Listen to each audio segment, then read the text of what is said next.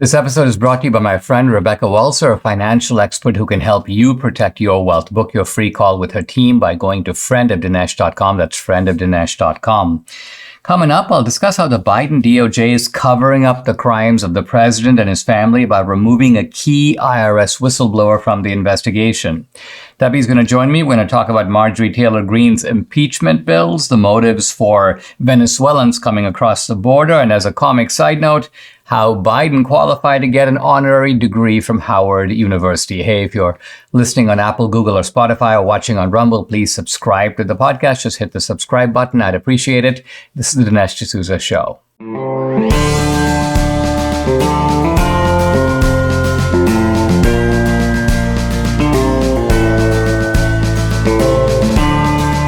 America needs this voice. The times are crazy. In a time of confusion, division, and lies, we need a brave voice of reason, understanding, and truth. This is the Dinesh D'Souza Podcast. There seems to be a full-blown cover-up going on inside the Biden administration to hide the crimes of the Biden family. Now, I mentioned that on the podcast, this was several days ago, that an IRS whistleblower had come forward. And this guy has he's told a bunch of executive branch agencies, but he's also told Congress that there is clear evidence of bribery, and there's also clear evidence of malfeasance by the Bidens, and that this is being blocked in the IRS, and it's being blocked also by the Biden DOJ. They're not allowing this investigation to go forward. In a sense, they're protecting their crime boss, Joe Biden. So the matter has become quite serious because it's bad enough when you have a criminal enterprise at the very highest reaches of our government. But then when the whole administration begins to cover up for the chief mafioso and his family, things get a lot worse. Now, the latest development is that this IRS whistleblower and his investigative team that were using the tax laws to really look at the ways in which all this money has flowed into the Biden family, money on which they may not have paid their appropriate taxes. This investigation has now been, in a sense, shut down by the Biden DOJ, and they have removed the whistleblower and his team from the criminal investigation. So in other words, it's basically, let's get the cops off the case so that the crooks can go free.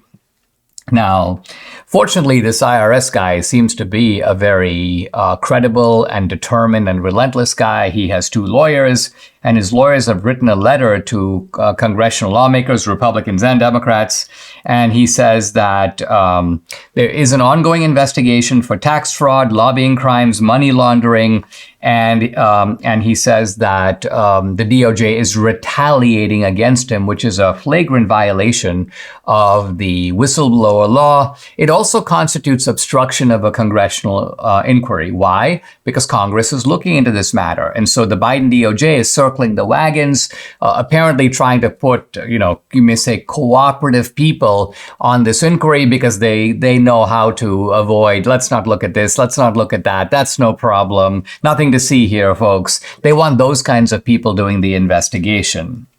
Now, Mark Little, who's a former DOJ lawyer, he's representing this IRS whistleblower, and he said his client, quote, wants to make protected whistleblower disclosures to Congress.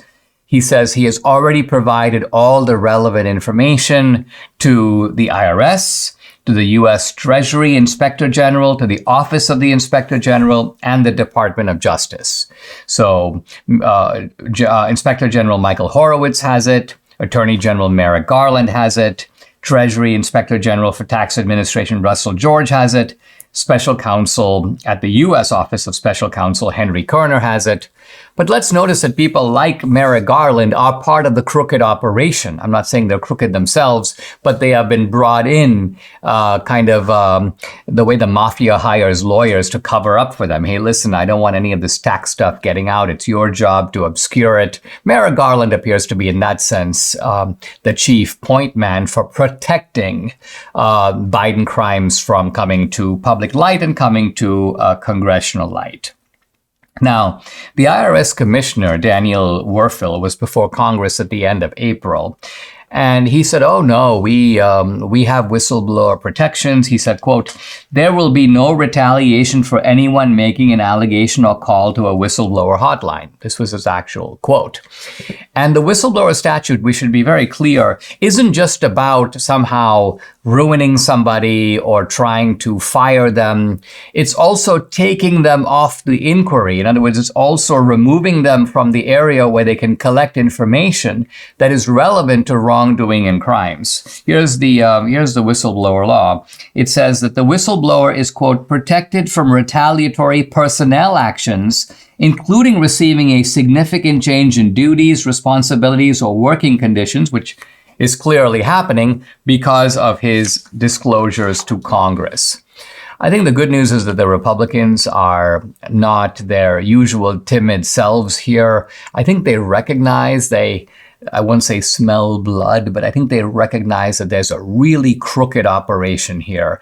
And it is of a great magnitude. This is not a single case where, the wealthy aristocrat in Moscow sent some money to Hunter Biden for a particular transaction. No, this is an international racketeering scheme that is masterminded by Joe Biden, carried out by multiple, maybe as many as 10 or more members of the Biden family, and now apparently with all these enablers, the enablers not of the crimes, but the enablers of the cover-up of the crimes, and they too need to be held accountable. Okay, guys, it's time to pull out your wallets or at least your checkbook. Summer's around the corner. I'm asking for your help to bless a child with a mom or dad in prison by joining my campaign to send prisoners' kids for a week of fun, fresh air, and Christ-centered activities that can literally transform their lives forever. I want to personally thank each of you who have already stepped up here on my podcast to help this campaign to send kids with a mom or dad in prison to Angel Tree Camp. It's a special program from the nonprofit Prison Fellowship, helping break the cycle of crime by reaching boys and girls with the gospel in a week-long adventure filled with summer camp activities. And the people guiding the Angel Tree Camp program, they're solid, caring individuals who say they're really blessed to be working with kids that your donations send to the camp. Here's David Moy, who served as director of an Angel Tree Camp in Indiana for 8 years. I mean, just fell in love with the ministry, being involved there, getting to see kids' lives impacted. A lot of kids, it was the best week of their year, and they got to really just kind of break from a lot of the chaos happening in life, and they got to just be a kid for a week. And just being able to see that positive environment for them, being able to share Christ with them, and just love on them, it was just really an amazing experience. Just go to my website, DineshD'Souza.com, click on the Angel Tree banner at the top of the page, or you can phone in your gift by calling my special number. Here's the number, 888-206-2801. I'll tell you again, 888-206-2801. $400 sends 2 children to camp, $800 4 children. So you do the math, see how many kids you can bless. Once again, the Angel Tree banner, easy to access. Go to DineshD'Souza.com. It's at the top of my homepage. And thank you not just for listening to the podcast, but for joining my campaign to help Prison Fellowship's Angel Tree Camp. And finally, the impeachment train is leaving the station. This is actually very important. I've alluded to it at various times on the podcast, but here's Marjorie Taylor Greene. She's announced impeachment articles against Joe Biden, Merrick Garland, Christopher Wray, Alejandro Mayorkas, and even going further down, Matthew Graves, who's the chief prosecutor of the January 6 defendants. Mm-hmm. And, to me, this is actually a really good development because it follows through on the logic of what's going on. I mean, what was disappointing to me about the Durham report, an elaborate scheme concocted by the Hillary campaign, signed off on by Obama, signed off on by Loretta Lynch, James Comey was in on it, Clapper was in on it, Brennan was in on it, all these top officials really to rig an election. And then at the end of it, he goes, well, we really hope that the FBI improves its procedures. So that's called not following through on what you've just shown, on what you've just confirmed. But here, if it is true that these people are derelict in their duties, they are ruining the country on multiple fronts, they are breaking the law, they're engaging in some cases in serious crimes, obviously we should do what we can to impeach them. Well, the impeachment won't succeed. Well, who cares? The point is it'll tie them up. It will tie them up in knots. It will expose their crimes and lawlessness to public scrutiny. There's no way the media can cover it. So what do you make of this? So you were saying about Biden. Right. So, it's great that she wants to do this with Biden, but the reason that she's putting forth is the border, right? Which is a huge reason, but I don't think that that's the reason that they could really get him on, that impeach him on. That's not the arrow. That's not the arrow. The arrow is that this man is as corrupt as a third world dictator. He is a true dictator. They talk about Trump having been a dictator. Well, if he was, he sucked at it. This guy's really good at it, because he involves all of the agencies that can actually implement these things, like Hugo Chavez did, like Maduro did. And so, did Trump have a DOJ? No. Did Trump have the FBI? No. So how could he have been a dictator? I mean, Trump, in fact, had, it seems, half the government working to subvert him. Exactly. And Biden, on the other hand, has the entire Democratic establishment covering for him. And that is a true dictatorship. That is a true dictatorship. So what would you? So you'd go after him on the IRS whistleblower. You'd go after him on all the money transfers. China corruption. Getting money during his vice presidency. Who knows what if he used the office of the vice presidency to do these things? What makes you think he's not using the office of the presidency? And it doesn't matter whether or not he's repeating the crimes of before. The fact of the matter is we have a criminal at the highest reaches of government, and that's not something that should be tolerated for 1 minute. A lot of times, I mean, if you look at Nixon's offenses that got Nixon to resign in Watergate, it wasn't while Nixon was president. Remember, this was during the campaign, the Watergate break-in. So, and Nixon's only role was in the cover-up. Nixon wasn't, in fact, the perpetrator. Right. I think that this makes Watergate look like a walk in the park. Yeah, absolutely. Because this is what you call corruption. Now, as these things develop next week, I'm going to go into detail in this stuff because I think, for example, when Marjorie Taylor Greene lays out the case against Christopher Wray, it is very systematic and very devastating, and it makes the case. So we won't make that case here because she's making a separate case. I mean, think about it, the case against Mayorkas, and I agree, but Mayorkas, I think you can go after him on the border alone. Why? He's the chief border official. Right. Charged with enforcing the law. Right. Now, he is taking orders, right? He is taking orders. But still, I mean, I think that... Well, it doesn't matter if he's taking orders. Yes, what that means, because he is the guy in charge with carrying out these duties, and he's taken an oath of office to carry out these duties, it's his duty to say, my superiors are telling me not to enforce the law.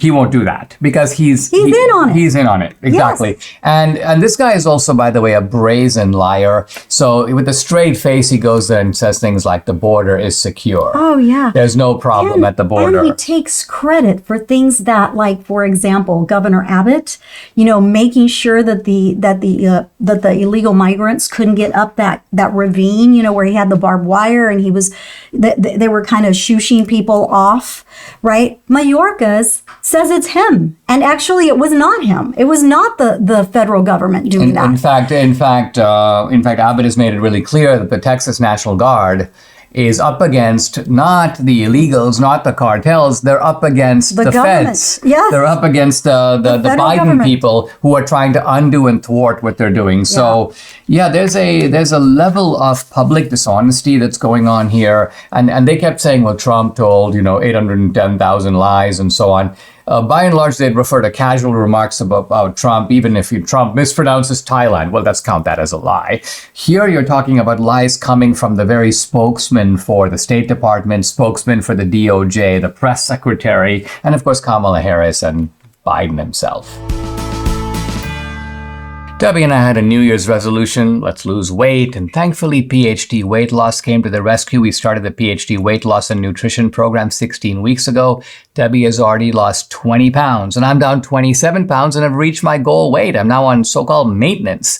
The program is based on science and nutrition, no injections, no pills, no long hours in the gym, no severe calorie restriction, just good, sound, scientifically proven nutrition. It's so simple. They make it easy by providing 80% of your food at no additional cost. They tell you when and what to eat. And guess what? You can do this without ever being hungry. The founder, Dr. Ashley Lucas, you might have seen her on the program a day or two ago. She has her PhD in chronic disease and sports nutrition. She's also a registered dietitian. She helps people lose weight and, most important, maintain that weight loss for life. So if you're ready to take the step of losing weight like Debbie and I have, call PhD Weight Loss and Nutrition at 864-644-1900. You can also find them online at myphdweightloss.com. The number to call, again, 864-644-1900.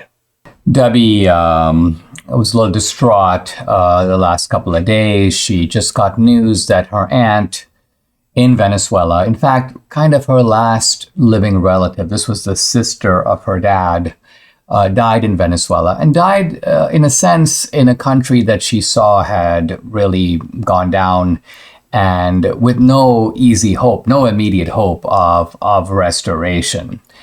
At the same time, in talking about this, we talk about the larger issue of Venezuela, and of course about the Venezuelans, and there's a bunch of them trying to escape now, get out of Venezuela, and make their way to the southern border of the United States and get in here.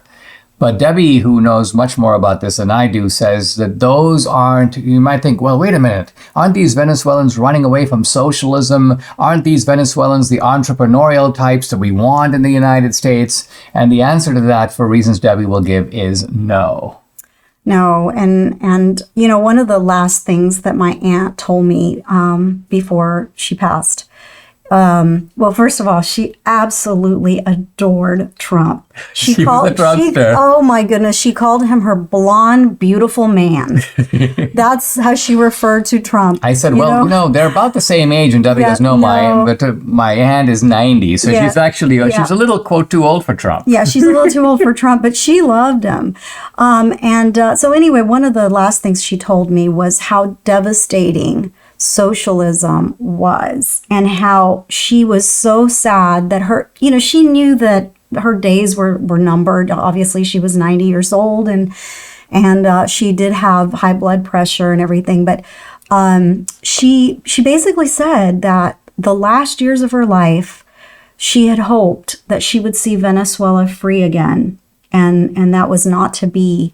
But she said that people just walked around like zombies. They weren't smiling anymore. They in Venezuela, people partied all the time. As a kid, I just remember there always being people having just massive parties. Any excuse to have a massive party. My grandmother had thousands of people in her house. Not really, but it seemed that way.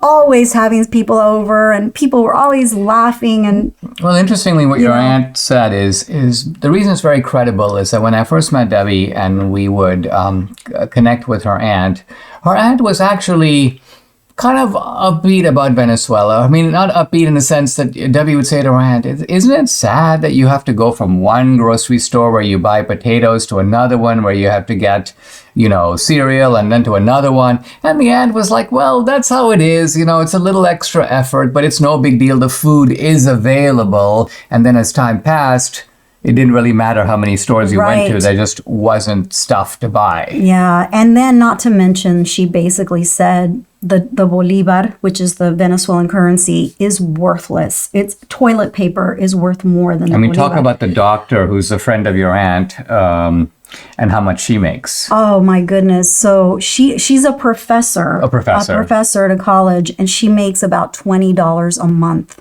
Think about that. $20 a month. So, we would help my aunt, and we wouldn't send her a lot of money, but what we did send her equated to a lot of money. I mean, it was the equivalent. We sent her a couple of $100s every month. That was the equivalent of about $10,000 a month. So she was able to be comfortable. She was able to live, really. And even the funeral expenses comparatively are extremely cheap when you think about how much it costs to bury Debbie someone says to now. me, she goes, the funeral expenses are just a couple of $100, a few $100. And I said, well, in India, you can bury someone for like $20. He Debbie's always like, does this is not true. This is ridiculous. This is absurd. Well, sure enough, we look it up. Average cost of a funeral in India. We take the exchange rate. We divide by 75 because 75 rupees to a dollar. And it turns out that the average burial cost in India is about $25. Yeah, I know. But let's talk about these migrants, these Venezuelans. So a lot of the migrants, illegal migrants that are at the border are Venezuelan. I've been told by my friends and family in Venezuela that these people are not good people. These are the bottom of the barrel of Venezuela. These were the people that wanted the goods in Venezuela. They wanted socialism because they wanted to have all of the amenities and things that other people had without working for it, right? Some of them criminals, probably some of them even colectivos, who knows? These are the criminal gangs that terrorize Venezuelans, sanctioned by the Venezuelan government. But these people are really very, very bad people. And they do have kids, obviously. So some of the families that you see with the kids and all of that, very sad for the children, but some of these people are criminals. And we don't want them here. These are people who bought into socialism. They supported the Chavistas. They supported the outrages perpetrated by the Chavistas against freedom-loving Venezuelans. Now they've noticed that it doesn't work in Venezuela, but they haven't given up on socialism. Their point is, where can we find free stuff that we can't get anymore in Venezuela? Why do you think they're okay with being housed, being given vouchers for food, that kind of thing? Why do you think they're okay with that? Government pays their expenses to stay in a hotel for 3 months. Yeah, so these Venezuelans are not going to vote. In short, we're importing the worst type of people in the world, and no wonder the Democrats say these people are just like us. Debbie and I started taking Relief Factor a couple of years ago. We've noticed a huge difference, the difference in our joints, nothing short of amazing. Aches and pains are totally gone thanks to this 100% drug-free solution called Relief Factor. Now, how does it work? Relief Factor supports your body's fight against inflammation. That's the source of aches and pains. The vast majority of people who try Relief Factor become regular customers. They order more because it works for them. Debbie's a true believer. She can now do exercises that for a long time she wasn't able to do. So Relief Factor's been a big game changer for her aunt, other members of our family, Mike here in the studio, and for many other people. You too can benefit. Try it for yourself. Order the 3-week quick start for a discounted price of just $19.95. Go to relieffactor.com or call 800-4-RELIEF to find out more about this offer. The number again, 800-4-RELIEF, or go to relieffactor.com. You'll feel the difference. There was a story widely reported over the past few days about, this was in New York, that several hotels in Orange County, now not Orange County, California, but Orange County, New York, had evicted homeless veterans who were staying in those hotels. And the reason was that they wanted to make room for illegals. So now why would the hotels do that? Well, the answer was that the hotels were getting more money to house the illegals per night than they would get for housing the homeless vets. But the story has been kind of called into question by something that Debbie showed me today, which is a report in New York that has these officials for the hotels vehemently denying that this is going on, vehemently denying that they have in fact evicted the vets. And in the case of one hotel, they go, we didn't really have any vets staying here, so we couldn't have done that because now the fact of the matter is that New York has seen about 60,000 illegals pouring into the state. Some of them dispatched by the governor of Florida, Ron DeSantis, and the governor of Texas, Abbott. And the mayor of New York is up in arms, and so we don't know what to do with these people. We're going to have to send them upstate, and there's a legal fight going on about whether they can send them upstate. But I think, this struck an emotional chord because in some ways it totally symbolized a veteran, a guy who's given so much for this country, has been here, has made sacrifices. And then the illegal who comes in, the point is the country doesn't owe these people anything. No, and that's the most infuriating part of set aside the veterans, which is a really bad story, but let's just say there wasn't that story. Why are we as a taxpayer paying for people that are not even supposed to be here? Right. And not only not supposed to be here, there is a long line of people who want to be here. There's a long line of people who are going through the system. We have a complex immigration system. Yes. It allows you to come in. Sometimes you can come in on special permits because you have extraordinary skills. You can come in because you have labor qualifications in areas that the country needs people. You can come in because you got close relatives in the country. You can come in because you married in America. So there are ways to come legally. But this whole thing about, I don't like it in my own country, it's a little violent over here, and I'm facing economic stress. These are not legitimate reasons to claim asylum. So first of all, the vast, vast majority of people claiming asylum, these are bogus claims. And I can say that generically. In the past, the country was much more careful about saying, listen, if there's an upheaval in a communist country, we know that those people are fleeing tyranny, and that's what it means to be a refugee and claim asylum. You are fleeing political tyranny. Yeah. But the what's going on, that is completely different from, I live in Sri Lanka, it's a little bit unpleasant over here, it gets really hot in the summer, I live in a hut, I can't get a good job. Those are not motives for asylum. Socialism doesn't work here, but maybe it works in America. Exactly, because it'll take you guys longer to run out of money than it took, for example, the Chavistas in Venezuela. So yes, I think that there's enough doubt on this story now that we can't be sure what really is happening. The origins of the story were from a woman named Sharon Tony Finch, who's an Army vet herself. She got a Purple Heart. She has a foundation which actually helps these vets. And she made the point, a number of these vets have come to me. They said that they were evicted. We're trying to find temporary housing for them. So something seems to have gone wrong here. But it may be that the details of the story are off, because see, here, for example, is an attorney for the Crossroads Hotel.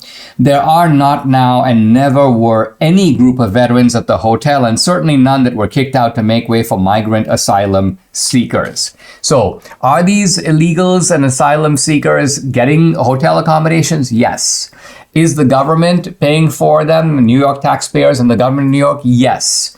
But were some specific veterans pushed out to make room for the illegals? That appears to be less clear. So while the story itself is called into doubt, I think your point about the larger problem, which is the country is taking on this massive influx, and it's all at our expense. All at our expense. Not only that, but let's just say that there are no hotels that will take them. Where are they going to live? They're going to camp out, in front of establishments, in front of houses, wherever. And it's just going to make us look like a third world country. Well, I mean, even third world countries aren't stupid enough to do things like this. I suppose one could say that rich countries do stupid stuff that poor countries wouldn't do. A poor country, I mean, if you tried to flood India, which is already a heavily populated country, the Indians would immediately be up in arms, and they'd be like, first of all, we barely have enough for ourselves. The last thing we're going to be doing is accommodating tens of millions of people coming in from other countries that are basically looking to eat our food, sleep on our beds, use up our education system, which again, there's barely enough to go around. So in some ways, necessity and even poverty imposes a certain realism and common sense that goes out the window. So these are terrible policies, and whether or not this story is... Yeah, and they're terrible policies, and they're done on purpose. They're done on purpose. So they're terrible policies that are being done because they benefit one political party. And that political party is pretending that they're doing it. See, political parties in power are supposed to act in the national interest. They're not acting in our interest. They're acting in their own political self-interest at our expense. Debbie and I are eating better now, and we've lost weight, but foods we can't seem to eat enough of, and it's a requirement, are veggies and fiber. Now, there's no better way to get all your fruits and veggies plus fiber than with Balance of Nature. Balance of Nature fiber and spice right here. It's a proprietary blend of 12 spices for digestive health. The intense flavors and deep colors of spices are the most condensed whole food source of phytonutrition available. It's recommended to be paired with these. The star product, fruits and veggies in a capsule. So easy. Select the whole health system for the best price. Start your journey to better health right now. Take advantage of Balance of Nature's terrific offer. $25 off plus free fiber and spice with your first preferred order of fruits and veggies when you use discount code AMERICA. The offer can end at any time, so act now. Call 800-246-8751. That's 800-246-8751 or go to balanceofnature.com. Use discount code AMERICA. There's a very sad story out of South Carolina involving a state representative. His name is Brandon Guffey.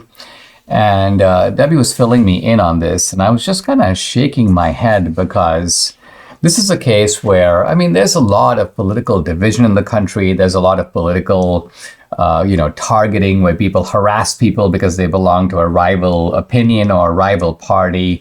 But this is a case where that extends to going after the child, the teenage son of one of these guys, of Representative Guffey, with very tragic consequences. Now, I'm not really sure if this is a politically motivated crime, but I do know that it is a crime in America, that it happens a lot. The FBI, for whatever it's worth, said that last year there were at least 7,000 reports of sextortion of minors. And this is called sextortioning because what it is you pretend like you're a girl, that all of a sudden you see this guy maybe on Instagram or whatever, you're like, oh, you're cute. Can we have a relationship, blah, blah, blah. And then you start exchanging messages, right? This is an 18-year-old boy or a 17-year-old boy who's kind of, how boys are. Flattered by the idea that, yeah. So then this so-called girl on the other end sends a nude photo of her and says, hey, can you, reciprocate? Can you send me one of you? So the poor dumb boy or, whatever, naive boy sends a photo of himself to this sextortionist, doesn't know, obviously, that it's a sextortionist, thinks it's a girl. Then suddenly, this other person says, hey, you know what? I'm not really so-and-so, but I have a nude photo of you now that I'm going to show all over the internet unless you give me money. And so this poor boy, Gavin is his name, son of this Representative Guffey. Rep Guffey, was mortified. I mean, he was so. So he fell for this. He fell for it. And he basically gave this person $25, which was all he had. And this person came back and said, Gavin, he used Venmo to send him $25. And he was telling him that he would get more money. Please don't expose me. Please don't send these images out. They didn't care. They did it anyway. And so... Well, what's cunning here is I see from the article that they give him the impression that this is a disappearing image. So I'm sending you an image. It's basically going to be deleted. You send me an image. It'll be deleted. It's just going to be, I can just take a quick look at it. It's not going to be stored anywhere. But what they don't realize is that there's a separate device recording these images. And so that's how the sextortion scheme works. Yep. So, you have this terrible phenomenon of this dad, Guffey. He hears a bang in his house. And it's actually his son committing suicide. His son using a gun. And I think it's possibly because the son realized not only am I going to be embarrassed, but it's going to be bad for my father. Right. And so his dad, because of this, not only that, but obviously that he was distraught, but because of it, he decided to do a bill to make this a felony conviction and 5 years in prison for anybody that does this to a child, right? Or another human being. And because of that, this person retaliated and sent the dad a message saying something, like basically taunting him. I forget where it is in the article, but Well, he basically mocks him. He mocks him, yeah. And he sends a kind of, here we go. He said, did I tell you your son begged for his life with he puts a laughing face emoji. So this is, there's a level of sort of ruthlessness. In some ways, social media seems benign. We have access to all this information. Yeah, but all it's these more dangerous. But there's a dark side of the internet. I think we're all aware of it, but when you come across a story like this, you're getting a window of the kind of bad people that are out there. And then they say if you can extort 10 teenage boys that aren't going to say anything for $100 each, and do all that with one image that you got a girl, it's fairly simple. Basically you are making a lot of money from this. And the dad was so infuriated, and I got to commend him for this. He's like, listen, I'm gonna quit my job. I'm gonna get out of the state house. I'm gonna spend all my time going after these people.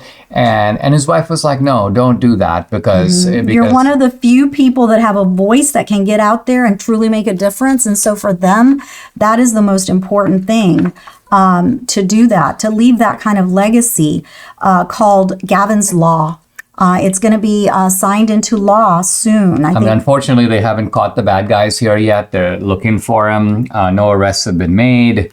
And there's an ongoing investigation, but I certainly hope that they get them, and I certainly hope that and educate your kids. Like, tell them these are scammers, just like they're scammers that are sex traffickers. They lure kids into thinking that they're just their friends, and then they have all of this. This happens. We in all America. need to be smart enough, just like we don't respond these days to people who say you've just come into a giant inheritance in Nigeria. Just send $3,000 to exactly. So we're all on to that, but we need to be on to the fact that even if you get text messages and so on from people you don't recognize, don't respond to them, in part because there are also ways to steal your data. And your life. I think when it comes to towels, nothing compares to MyPillow towels. Mike Lindell has really hit a home run with his towels. Imagine having towels that actually work. They actually dry you. Now, the MyPillow towels are soft to the touch without the lotiony feel. They have proprietary technology, which makes them highly absorbent. Other towels feel good in the store, but they don't absorb. MyPillow towels are available in multiple sizes and styles. They're made with 100% USA cotton. They're machine washable and durable, 10-year warranty, 60-day money-back guarantee. And Mike is running a flash sale on the My Towels 6-piece set for $25 with promo code Dinesh. The towels are regularly $99.98. So it's an amazing offer, which includes 2 bath towels, 2 hand towels, 2 washcloths. So it's time to stock up. Call 800-876-0227. That number again, 800-876-0227, or go to mypillow.com. Don't forget to use the promo code DINESH Dinesh. Joe Biden recently got an honorary degree from an honorary degree.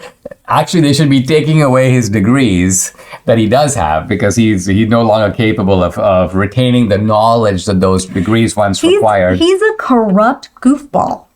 He's a corrupt goofball. Those two things don't normally go together, because you think of a goofball as a kind of an innocent, Forrest Gump. And then you think of corruption as requiring a devious mind, a sinister mind. But he does have a sinister mind. He's sinister, all right. And he has a sinister cabal. He does. A sinister cabal around him. But anyway, what people are really chuckling at in a sneering way, is the fact that when he got this honorary degree, the president of Howard, a guy named Dr. Wayne Frederick. By the way, a lot of times these guys who have dubious intellectual credentials just go around parading doctor. People who really have good credentials normally, they'll call themselves professor, but if you call yourself doctor and you're not a medical doctor, this is a little bit suspect. Like Dr. Jill Biden. Well, in any event, this guy, in handing out the honor degree, he chooses to praise Biden for 2 things, and both are funny. The first one is his analytical intellect. Not just his intellect, which would be suspect enough. He has no intellect. But analytical suggests precise. It suggests a certain carefulness, a certain ability to discriminate, an ability to lay out an argument. When's the last time you heard Biden make an argument about anything? About the best he can do is a kind of a staccato outburst like, come on, man. That's about all he does all the time. Yeah. And the other thing is he was praised for, quote, This is even funnier. His popularity on both sides of the aisle. That is a joke. It's a complete joke. Absolute joke. Because Biden is nothing but divisive. I mean, look at the speech itself that he made. I mean, look at all the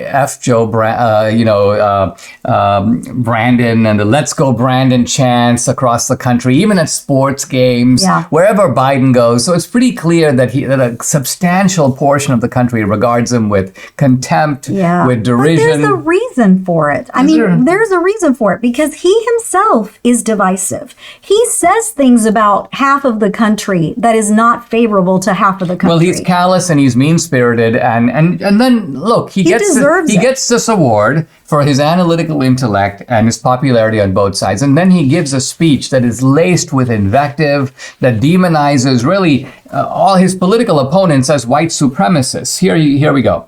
He goes, "White supremacy is, quote, the most dangerous terrorist threat to our homeland." No, he is. He is, and his administration is, and the FBI is, but certainly not white supremacy. I mean, look. Not to mention, honey, he's the most racist person that I know. Besides Byrd, who's dead. Right, exactly. His mentor was Byrd, who was in the Klan, look at all the things he said about blacks back when he was a young senator. You know, that they were predators. He said all those things, right? He treated young blacks basically like these are people who are subhuman, and these are people that we cannot apply normal remedies to these people because they're like animals. Yeah. And that's the clear implication of what he said. And now suddenly this guy's metamorphosed into a fighter against white supremacy. A guy, by the way, who palled around with segregationists who said that they were good friends of his, he could do business with them. This is the guy we're talking about, Joe Biden. And I think here is where, again, the role of the media in suppressing Biden's past, in covering for him, and in solemnly treating this like this is a genuine article. All of this, I think, really rankles. It does. And it's really funny on Twitter because, you know, of course, the article is saying that on Twitter, the conservatives were like mocking it, right? Because the RNC research says before he went to his Delaware beach home today, Biden was given an honorary doctorate from Howard University for his, and then quote unquote, quote, sound analytical intellect, unquote, and popularity on both sides of the aisle, laughing emoji. Well, talking about the sound analytical intellect, there was a quite illuminating Fetterman made some comments, and his comments were a complete word salad. They were garbled. They made absolutely no sense.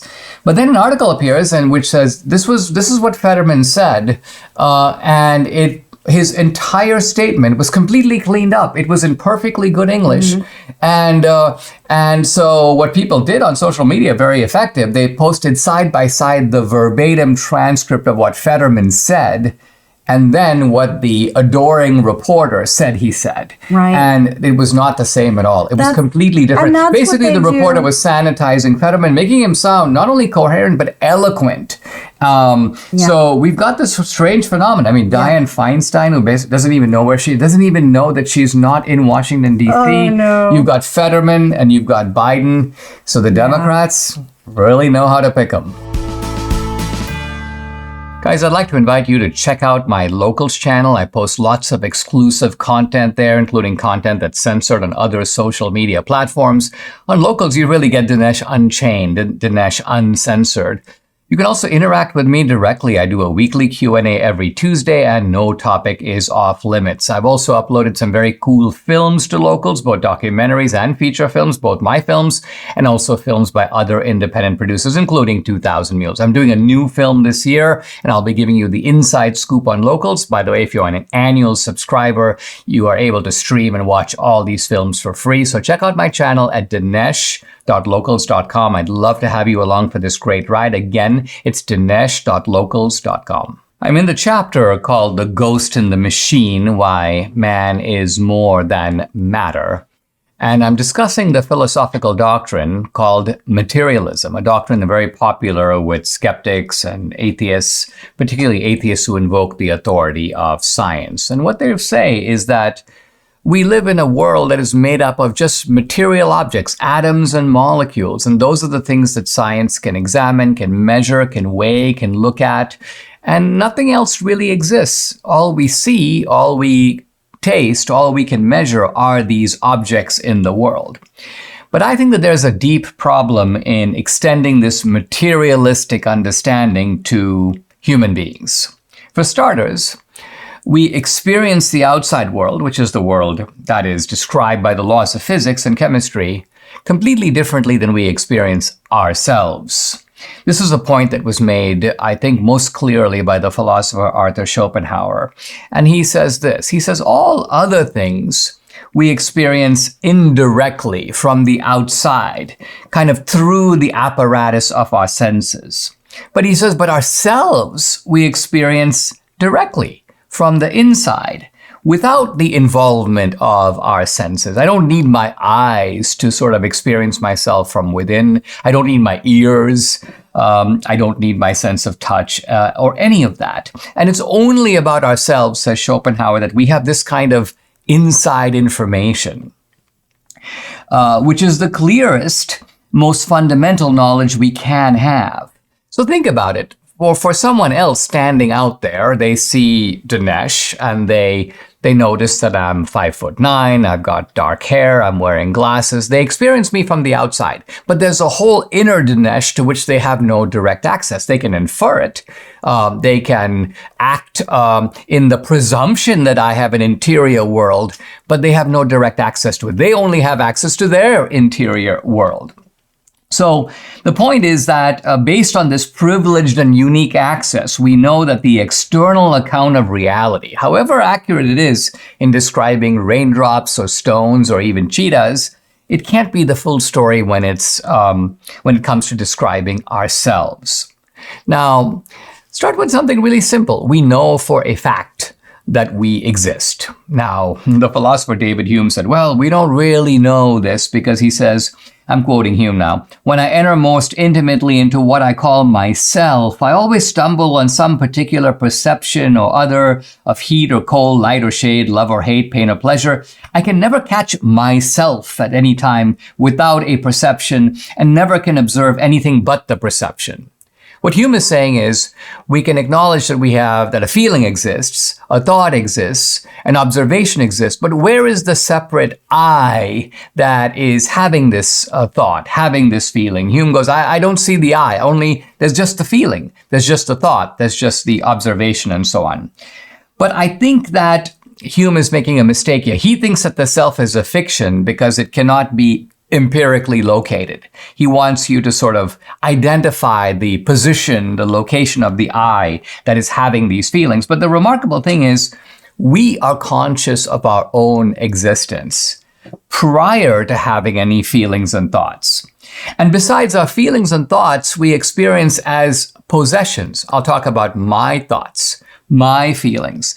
Now, when something is a possession, it is not the same as us. Remember, the self is experienced directly. I would never talk about myself as something that is a possession. Myself is me. It's identical with me, but my feelings, my thoughts, my emotions are things that I have. They're things that I seem to possess. So Schopenhauer writes that as we are the subjects of our own inquiry, the materialist mistake, and this would be a mistake made by Hume also, is, quote, that of the subject that forgets to take account of itself. We're subjects, and all our experience comes through that, and we can't forget that that is the starting point of all experience. So Hume is having sensations, but he's ignoring the fact that he is the one that is doing the observing. He is allowing his indirect knowledge of external phenomena to somehow overcome or trump his direct knowledge of the I that is having those experiences. Now, we don't just exist, we're also conscious. Now, this consciousness, again, is immaterial. It doesn't seem to have any material composition. And the consciousness is kind of basic. We can't get behind it. It's not like, well, here's the consciousness. Let's put it on a microscope and observe. Let's step outside of it. No, the consciousness is sort of part of our apparatus and inseparable from us. We seem to share this consciousness with other animals, but not with plants, or at least seemingly not with plants, and certainly not with non-living things. And human consciousness is of a different order than animal consciousness. Now, consider, for example, the way that we experience music. From a materials point of view, what is music? Well, it's nothing more than kind of vibrations that collide with eardrums and provide neural reactions in the brain. But hey, if you're listening to a song, you experience the music in a completely different way. Even our most mundane thoughts and experiences are inexplicable when described purely in terms of physical and chemical transactions. So a doctor, for example, can look inside my brain. He can say, well, I'm making some observations about some activity in your cerebral cortex. But I say, okay, if you can do that, tell me what my thoughts and feelings are. And his answer is, I can't do that. He might be able to tell in a general sense if I'm experiencing emotions, because the emotional part of my brain is being stimulated. But what emotions I'm having, what thoughts, what feelings, there's no way for any medical personnel to know what those things are unless I tell them. So what am I getting at here? I'm showing the limitations of the purely material world by showing that inside ourselves, there is a whole lot going on, from the existence of our identity, who we are, I, to our consciousness, and that neither of those things seem reducible or even explainable in purely material terms. Subscribe to the Dinesh D'Souza podcast on Apple, Google, and Spotify, or watch on Rumble, YouTube, and SalemNow.com.